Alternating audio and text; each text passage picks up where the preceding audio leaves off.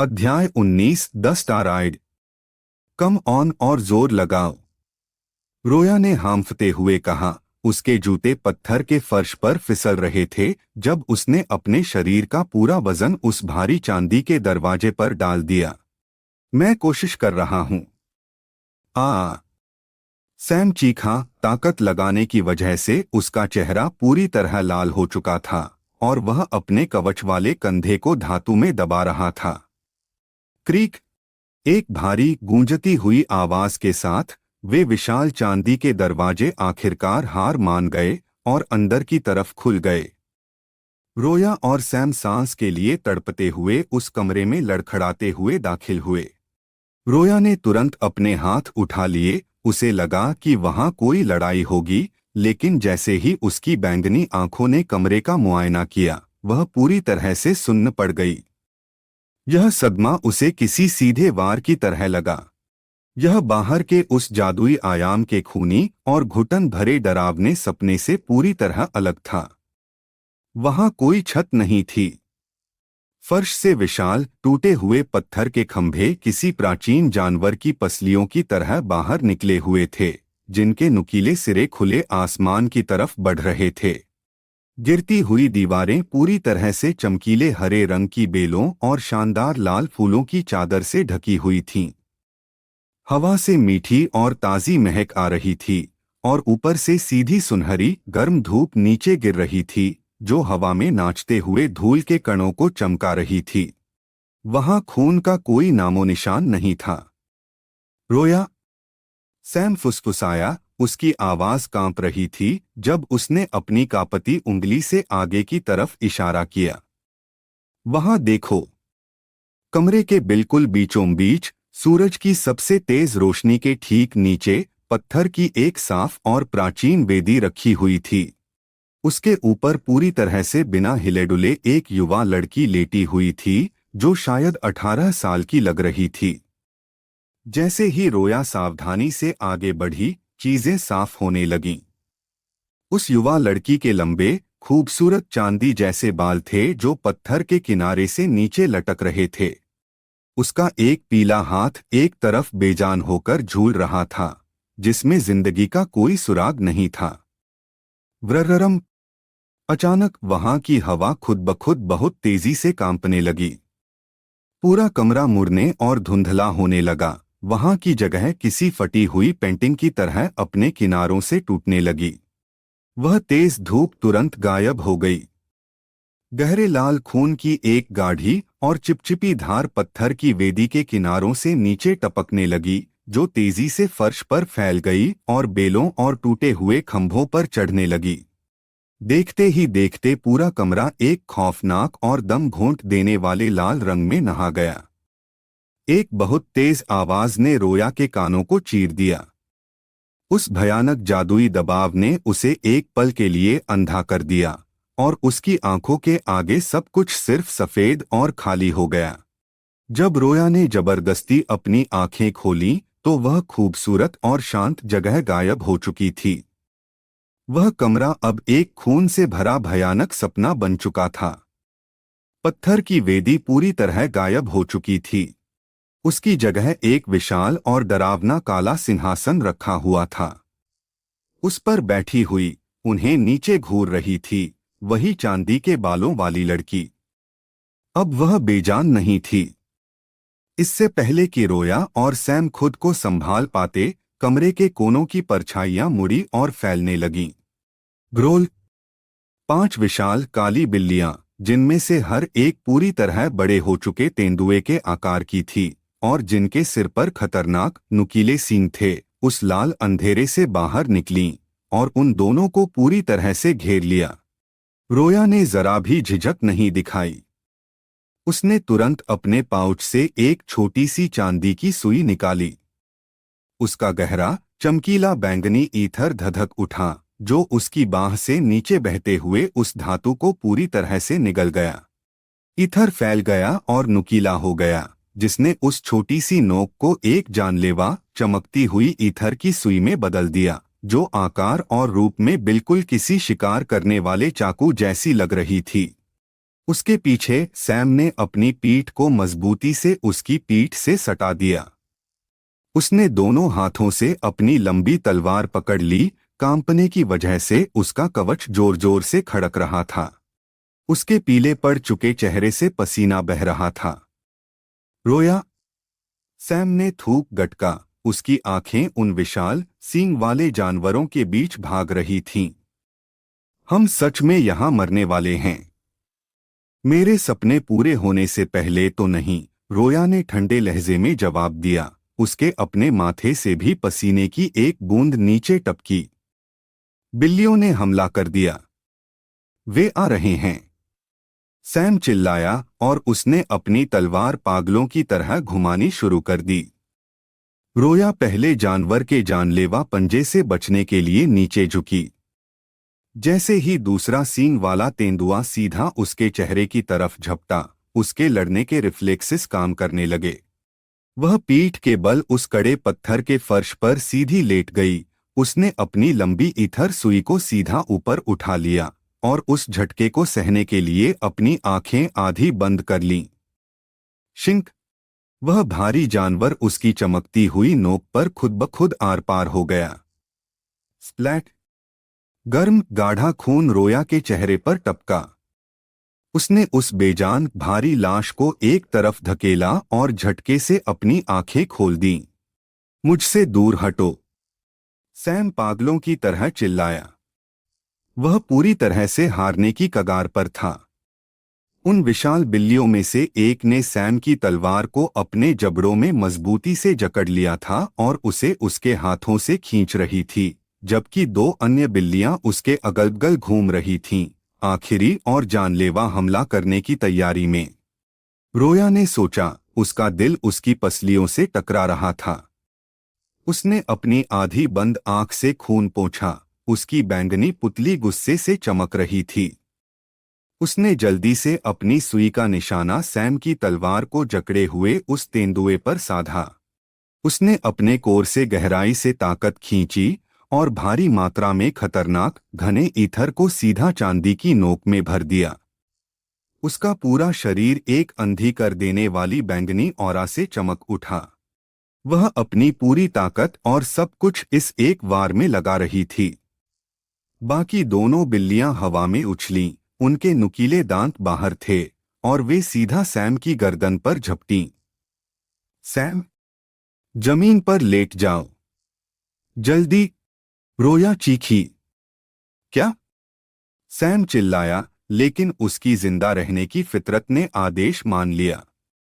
उसने अपनी तलवार छोड़ दी और उस खून से सने फर्श पर सीधा लेट गया। रोया ने अपनी ऊर्जा छोड़ दी। बूम! वह धमाका कान बहरे कर देने वाला था। दबाव वाले ईथर का एक विशाल झोंका उसके हाथ से किसी छोटे तूफान की तरह निकला।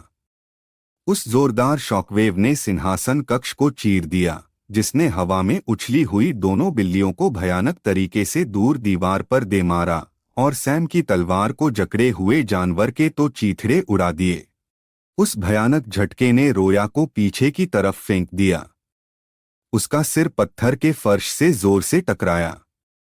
उसकी चेतना तुरंत छिन गई और वह एक भारी दम घोंट देने वाले अंधेरे में डूब गई। रोया, क्या तुम सुन सकती हो? उठो!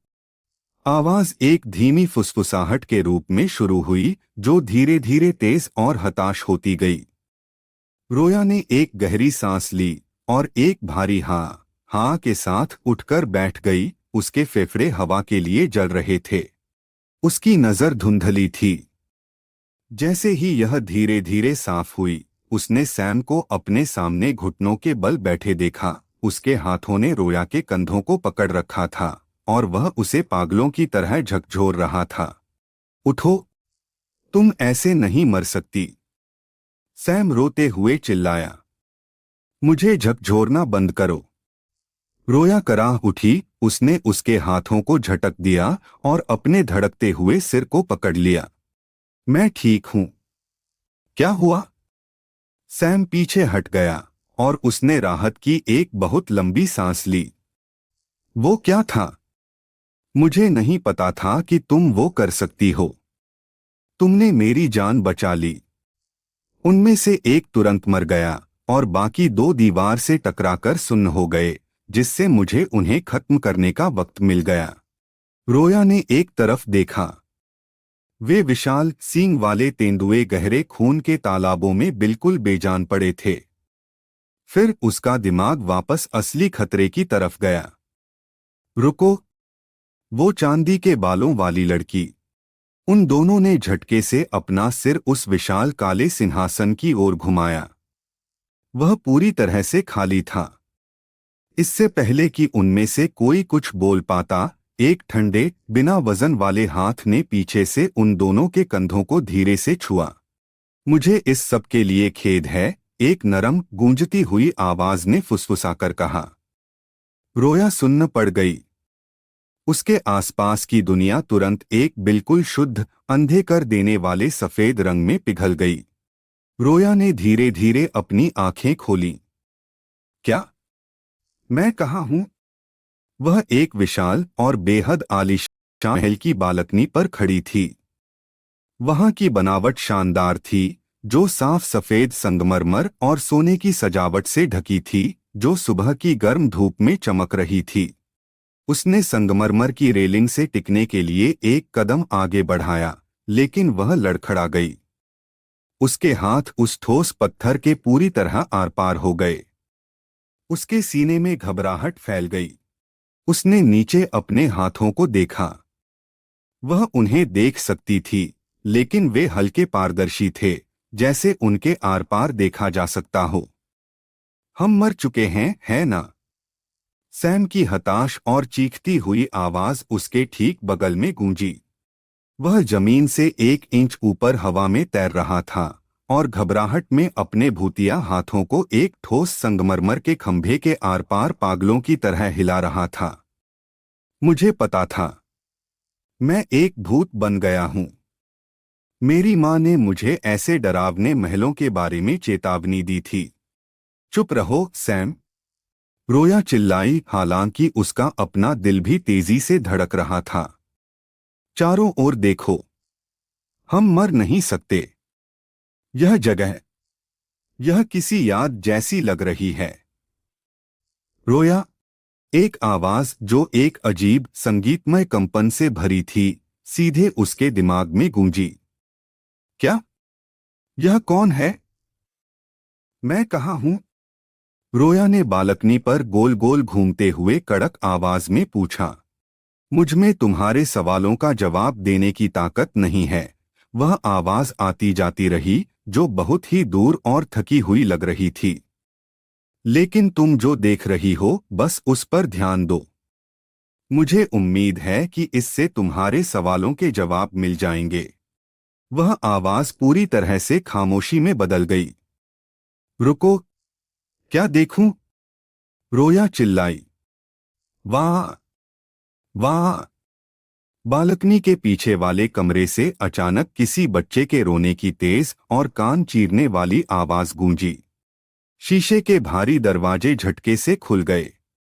दर्जनों घबराई हुई दासियां और कवच पहने रक्षक बालकनी पर दौड़ते हुए आए। बच के! सैम ने अपना चेहरा ढकते हुए चीख मारी। एक दासी सैम के सीने के सीधे आर पार हो गई और उसकी रफ्तार जरा भी कम नहीं हुई। सैम ने पागलों की तरह अपना धड़ थपथपाया। उसे कोई नुकसान तो नहीं पहुंचा था, लेकिन वह गहरे सदमे में था। जल्दी! मैडम को मदद की जरूरत है। एक रक्षक ने नीचे आंगन में चिल्लाते हुए कहा। उसके चेहरे पर एक बहुत बड़ी मुस्कान थी। एक बेटी का जन्म हुआ है। लॉर्ड को खबर दो। रोया चुपचाप खड़ी रही और अपने चारों ओर फैली उस खुशी की अफरातफरी को देखती रही।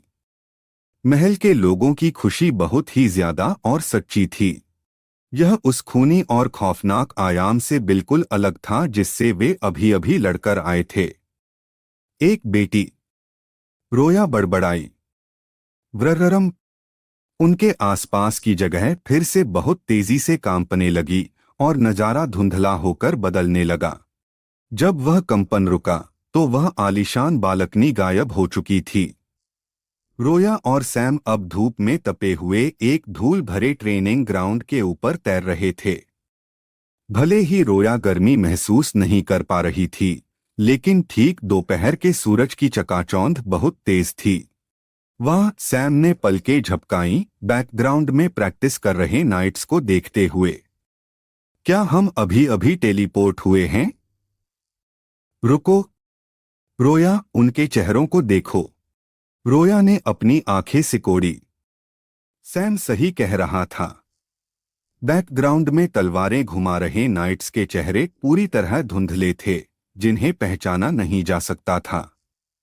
यह किसी ऐसी पेंटिंग को देखने जैसा था जिसे बनाने वाले कलाकार ने बीच में ही हार मान ली हो। यह एक याद है, रोया ने धीरे से अपनी सोच बताई।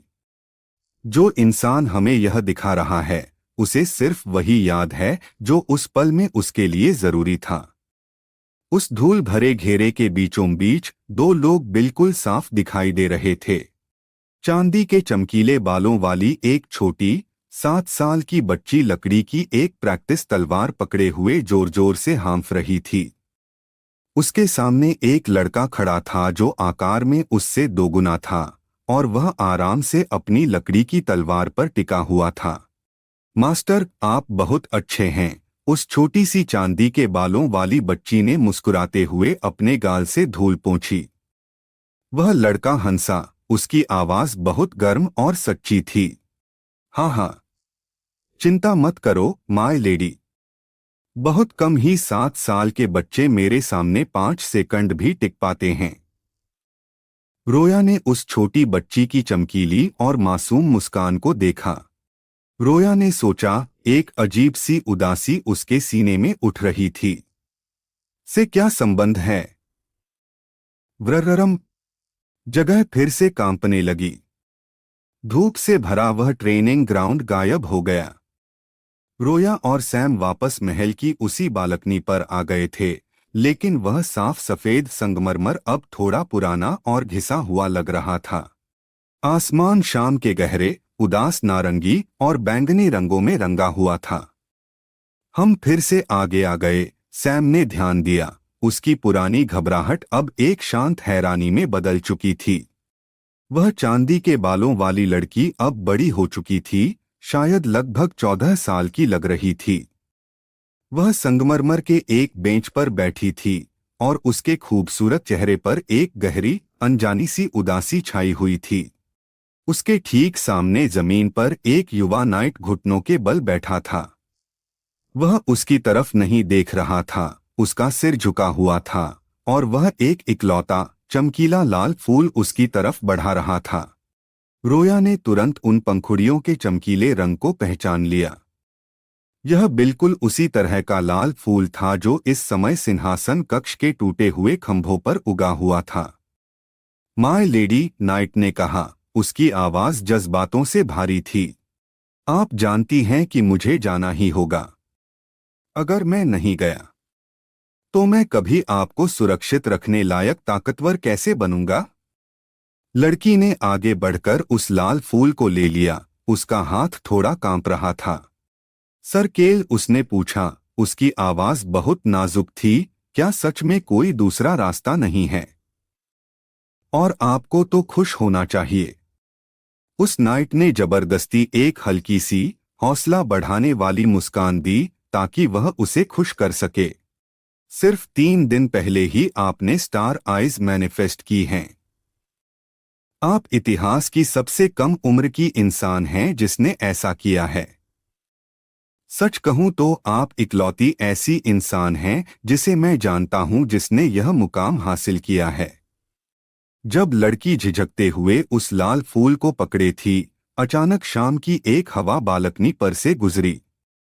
उस हवा ने उसके चांदी के बालों को उड़ाकर उसके चेहरे से हटा दिया, और जब उसने अपना सिर घुमाया तो वह ठीक उसी जगह देख रही थी जहां रोया तैर रही थी। पहली बार रोया ने उसका चेहरा बिल्कुल साफ देखा। वह बहुत ज्यादा खूबसूरत थी, लेकिन उसकी आंखें देखकर। हेलो दोस्तों, मैं राइटर रेदा। सुनने के लिए बहुत बहुत शुक्रिया। मुझे उम्मीद है कि आपको ये एपिसोड पसंद आया होगा। अगर आपको ये अच्छा लगा तो प्लीज़ लाइक बटन दबाएं और सब्सक्राइब करें। अपने विचार, सुझाव या कोई भी सुधार नीचे कमेंट्स में ज़रूर बताएं। मिलते हैं अगले चैप्टर में।